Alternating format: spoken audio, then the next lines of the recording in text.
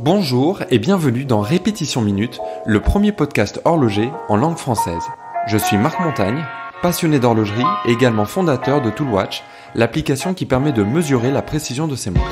Dans ce podcast, je partage mon expérience de l'horlogerie et vais à la rencontre des collectionneurs et personnes qui font cette industrie.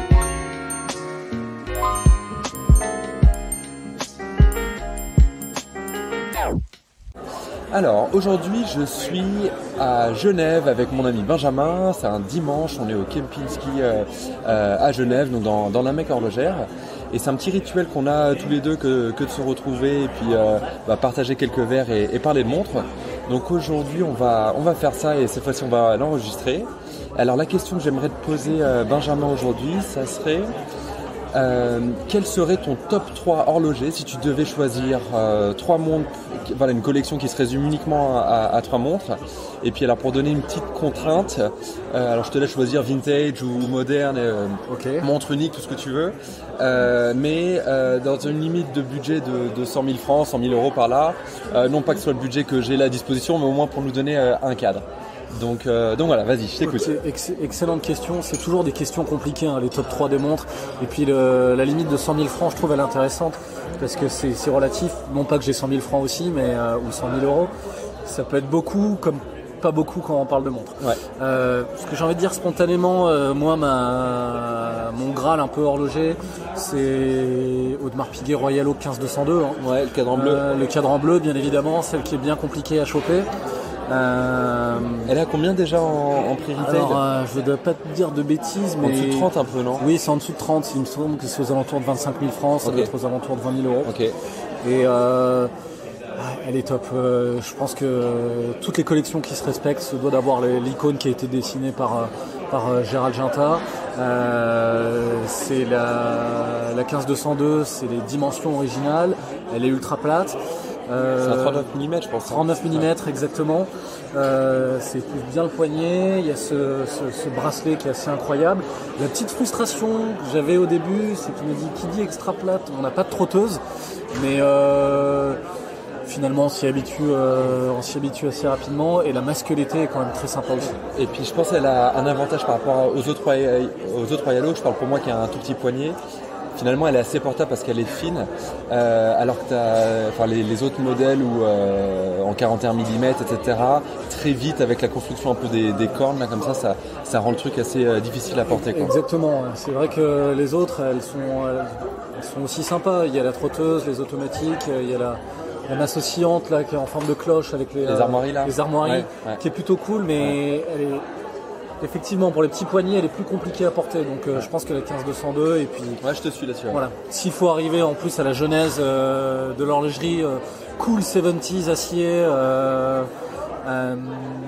Gérald Ginta, c'est la 15202. Dans ce cas-là, pourquoi tu prendrais pas une 5711 Nautilus Patek qui, avec le 324, t'as la petite seconde et tu gardes la même finesse et t'es à peu près le même prix aussi, quoi. C'est une bonne question, c'est une très bonne question. Je pense que c'est une histoire de goût et de personnalité.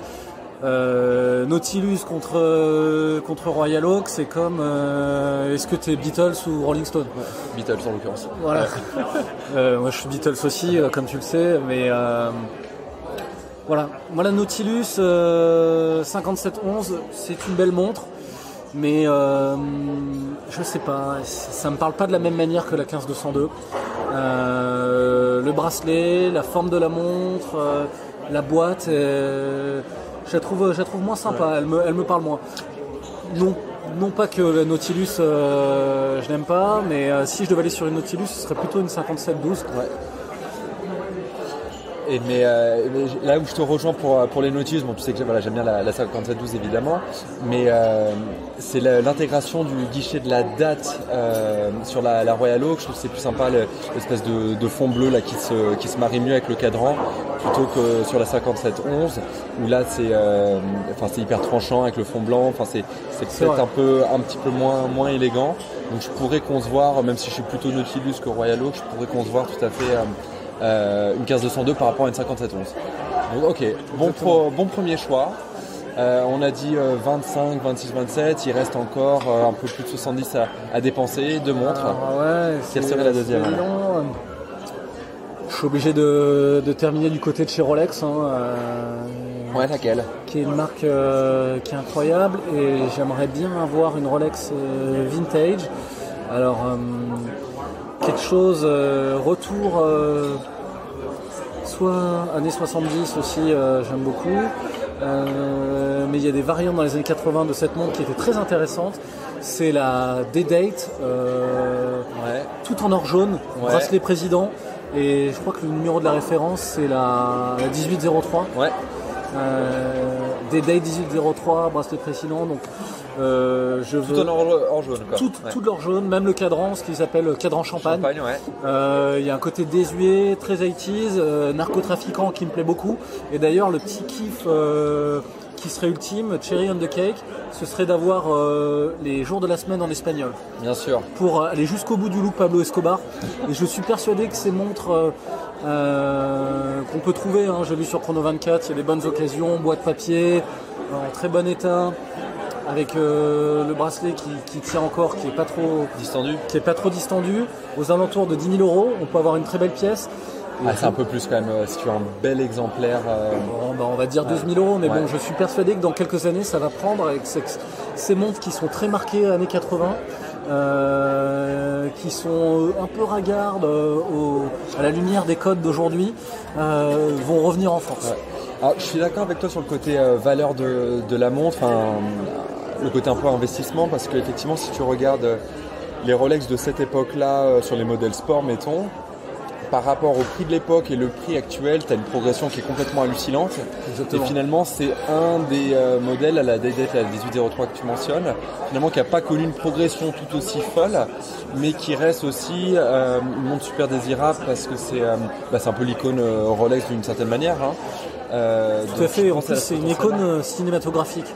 Dernièrement, je suis allé voir Vice, là, le film avec Christian Bale sur Dick Cheney. J'ai vu le vilain ultime, membre du parti républicain et qui déclenche la guerre en Irak. Qu'est-ce qu'il porte comme montre? Il a une Rolex tout en or jaune, bracelet président. Et voilà, narcotrafiquant ou vilain ricain, maître du monde, qui déclenche des guerres pour des profits pétroliers. Le dénominateur commun, c'est cette montre qui est véritablement badass. Donc je pense que icône cinématographique, icône Rolex, icône du style, il m'en faut une. Elle est chouette, et puis il y a là aussi un côté que j'aime bien, le côté 36 mm. Finalement, tu as un diamètre qui peut paraître petit par rapport aux standards d'aujourd'hui, mais là où je pense que c'est intéressant dans ton choix, c'est le fait que ça soit une montre en or jaune. Donc tu as une espèce de présence au poignet qui est décuplée. Exactement. Et en même temps un petit diamètre, t'as pas non plus l'obus comme ça de 42 mm. Tout à fait d'accord. C'est ce qui me chagrine un peu aujourd'hui, c'est que ça devient compliqué de trouver des montres véritablement désirables avec des designs sympas sur des designs qui sont en dessous de 40 mm sur des tailles de boîtier. Et revenir à cette taille de 36 mm, c'est bien. Et comme tu l'as dit, qui dit or jaune, et en plus le bracelet président, qui est quand même qui donne tout de suite un côté gourmet aussi très rapidement. 36 mm, ça passe parfaitement. Je pense que même en 39, ce serait trop gros en fait. Puis, puisque tu parles du bracelet président, là j'en parlais dans un autre épisode du podcast. Je sais pas si tu savais, mais c'est considéré comme étant un peu le bracelet prestige de luxe de chez Rolex. Et d'ailleurs, tu le trouves que sur des montres en or ou en platine. C'est pas comme le Jubilé que tu peux trouver en acier ou en deux tons. C'est vraiment voilà, réservé à ce type de modèle là, quoi. C'était la petite anecdote, mais ça va bien. Alors du coup on va dire allez, 25 plus 15 000 € parce qu'on voudrait un très beau modèle de 1803. Pas trop poli, avec boîte papier. Exactement. Le disque comme tu veux bien. Donc il me resterait 60 000 €. Ouais, tu peux finir en beauté là. Je peux finir en beauté, je peux envoyer du lourd.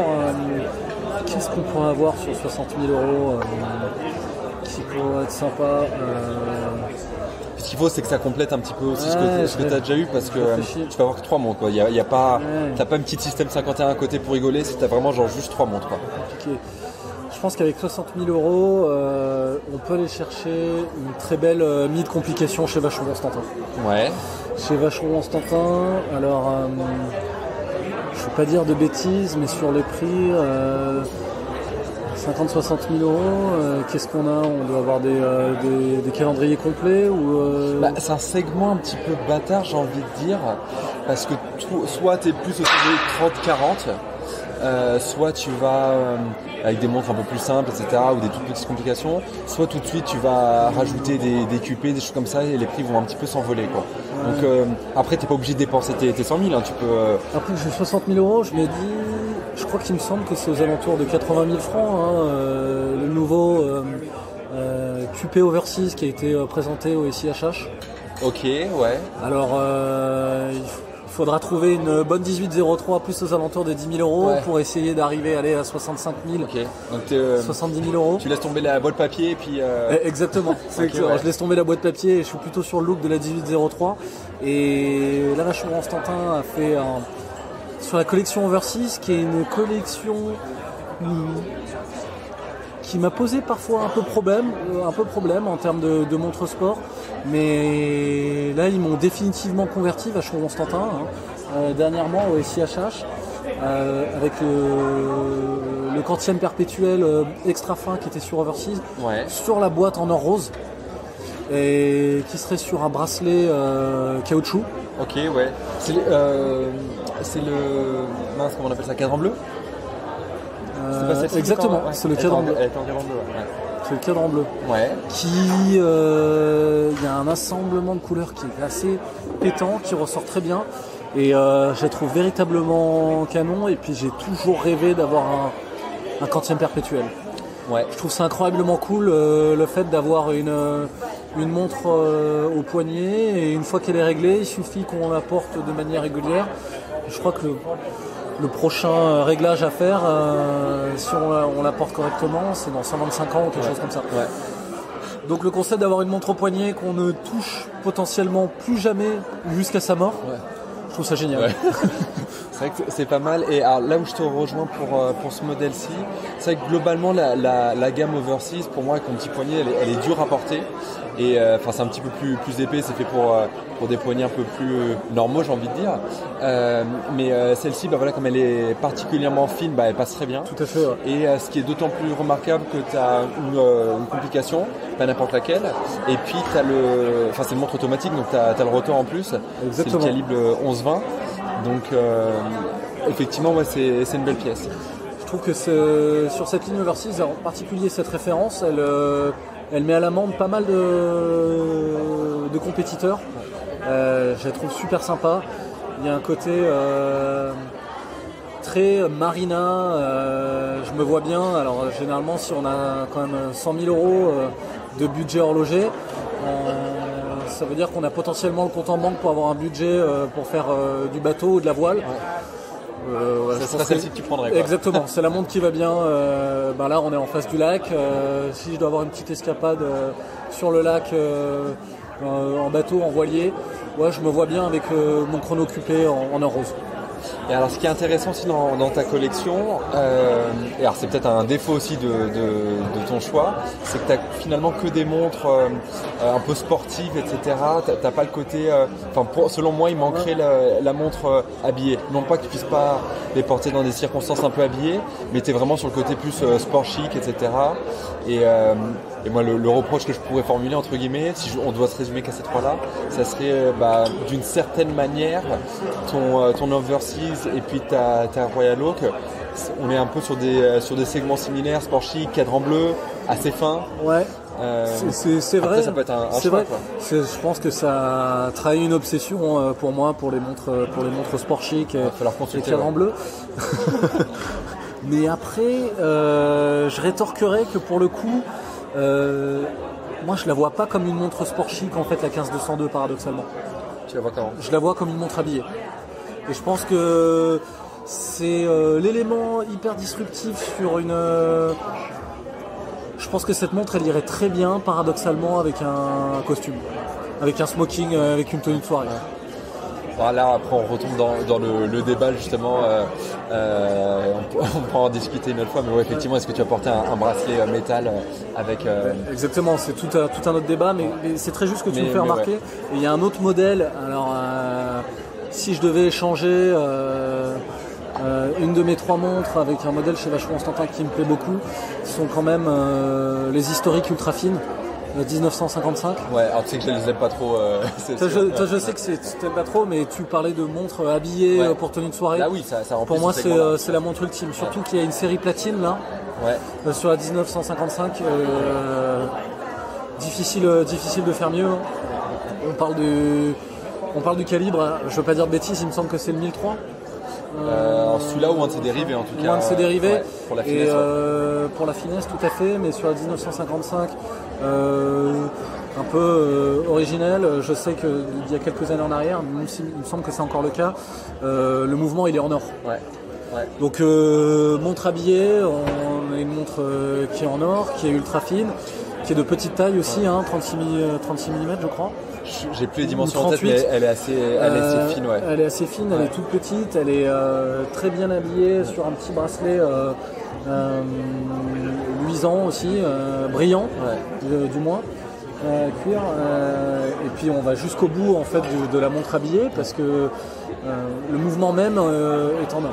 Exactement. Donc celle-là elle est super intéressante. Tu te rappelles le prix retail de celle-ci ou pas? Non, elle est moins de 60, ça c'est sûr. Hein. Elle est moins de 60, il me semble qu'elle est moins de 5. Elle doit être moins de 50 000, je ne vais pas dire de bêtises, mais c'est aux alentours de 35 000. Okay. On sait bien, il fallait faire un top 3, tu as parlé de 4 montres. Exactement. C'est compliqué, il suffit de me faire parler. Moi, je peux en trouver 5-6, même on peut aller très rapidement au top 10. Donc, je pense que je vais m'arrêter là, je vais demander ton top 3 à ton tour. Alors, pour moi, je pense que j'aurais une approche un peu scientifique du truc. Toi, je me dirais, ok, je voudrais effectivement une montre sport chic, voilà, la montre que tu peux porter un petit peu sur des tenues un peu plus habillées, un petit peu plus détendues et en même temps voilà qui est super élégante. Et voilà, il me faudrait une montre genre vraiment super habillée, là où, pour des moments où tu veux avoir une montre habillée, poser un petit peu le truc et avoir une montre que tu réserves pour les grandes occasions ou pour des moments particuliers où encore une fois c'est avoir quelque chose d'habillé. Et puis une troisième, c'est genre vraiment la tool watch par excellence, tu vois, genre vraiment celle avec laquelle tu considères presque comme une crosse entre guillemets, tu peux porter vraiment à n'importe quel moment. Donc je pense que je ferais ce découpage là. Il faudrait que maintenant je vais t'en trouver une dans chaque catégorie. Donc dans la sport chic, forcément je vais te prendre, on en parlait tout à l'heure, la Nautilus. Pour moi, c'est une des montres au même titre que le Versys, que la Royal Oak, ça symbolise vraiment ce segment-là. Ça fait partie des montres qui ont défini ce segment-là. Et voilà, pour balancer un peu avec toi qui parlais de Royal Oak et puis de Versys, pour pas qu'on soit au Kempinski tous les deux avec les mêmes montres, je prendrais la Nautilus et puis voilà la 5712 que j'aime beaucoup comme tu le sais. Ce que j'aime bien avec celle-ci, c'est qu'elle a tous les codes de la Nautilus. En termes de, le cadran bleu, la forme de la boîte, la finesse, etc.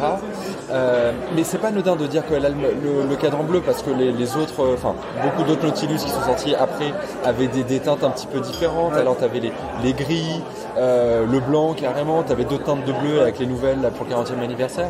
Donc vraiment celle-ci, ce que j'aime bien, c'est qu'elle a la teinte un petit peu originelle. La forme Nautilus, bon forcément comme c'est Nautilus, elle a forcément cette forme, ça c'est évident. Après en termes de finesse, là quand même, elle est plus fine que, je crois qu'elle est même plus fine que la 5711. Elle est plus fine et surtout on va y arriver, le détail qui tue c'est la micromasse. Ouais, voilà. Exactement. Tu connais mon obsession aussi pour les micromasses. Ouais, carrément. Donc je crois que parmi toutes les Nautilus, c'est la plus fine. Et puis elle est très similaire en termes de finesse, je pense que ça joue aux dizaines de millimètres, tout comme ça avec la 5711. Et voilà, elle a cette finesse caractéristique de la ligne, ce que n'aurait pas la version chrono du all-time ou même la 5726, elle est un poil plus épaisse mine de rien. Alors elle est très belle, etc. Mais voilà, elle perd vraiment le côté très très fin qui est symbolique de la Nautilus. Elle est superbe cette 5712. Moi j'aime beaucoup sa micromasse. Il y a des complications qui mine de rien sont intéressantes et très utiles. Ouais, tu parles de la réserve de marche, j'aime beaucoup cette complication là. Et puis voilà, quitte à aller chez Patek plutôt qu'avoir la 5711, non pas qu'elle soit fade et tout, mais t'as envie de te faire plaisir avec le micro-rotor, avec la petite complication. Donc j'irais plutôt là-dessus. Je comprends le choix des complications et puis surtout ce qui est très sympa sur cette montre, il y a un affichage des différentes complications qui fait véritablement aléatoire, mais il y a une harmonie incroyable en fait. Ouais, C'est le paradoxe de l'affichage du cadran véritablement de cette montre. Ouais. C'est vrai qu'elle est top. Pour moi, c'est la plus belle des références Nautilus.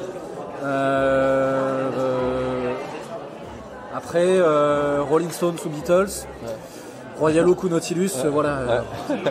Faut faire son choix. Ouais, exactement. Donc le mien est fait. Donc voilà, ça serait pour ce segment-là. Donc là, le prix boutique, c'est genre 36 ou en francs, 36 000 francs, un truc comme ça. Je crois 36 000 francs aux alentours de 35 000. Ouais.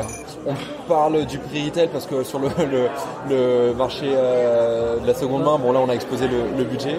Donc, Après ce serait intéressant en termes de top 3. Si on peut joindre l'utile à l'agréable et c'est un top 3 qui est le meilleur investissement aussi possible. Ouais. Ah bah là clairement ça fait partie des montres qui rentrent dedans.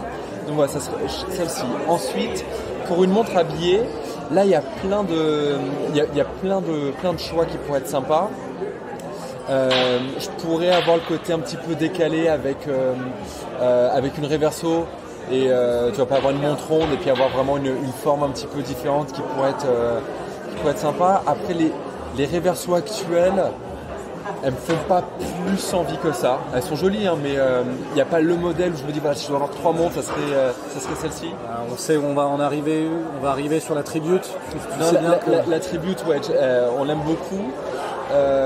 Mais même celle-ci, voilà, c'est une montre que je possède, mais je sais pas, si je devais en avoir que 3, je sais pas si ce serait ma reverso préférée. Si je devais prendre une reverso, j'aime bien la version du 60e anniversaire. Elle a quelques petites complications, elle est assez jolie, la forme c'est pas mal, elle a ce côté un peu 90s mais assez réussi. Okay. Je te la montrerai à l'occasion. Mais je sais pas si je prendrais une reverso, tu vois. Je pense que je voudrais plus vraiment la montre habillée par excellence, donc j'irais une montre plus classique, plus ronde, donc ça pourrait être chez Vacheron, ça serait genre la traditionnelle, tu vois, par exemple. Ouais, elles sont jolies. Mais surtout, t'as vu la version platine qui est sortie dernièrement, collection Excellence Platine là. Ouais. Alors oui, voilà, ça serait typiquement, ça serait un choix qui pourrait être intéressant. Le côté, bon voilà, c'est une Vacheron, c'est une traditionnelle, t'as du platine, t'as les petits détails sympas, cadran en platine, boîtier en platine. Surpiqûre du bracelet en platine, surpiqûre du bracelet en platine, c'est le petit détail qui rend fou. Exactement. Donc ça pourrait être sympa. Mais je me dis, est-ce que j'irais pas chercher un truc un peu,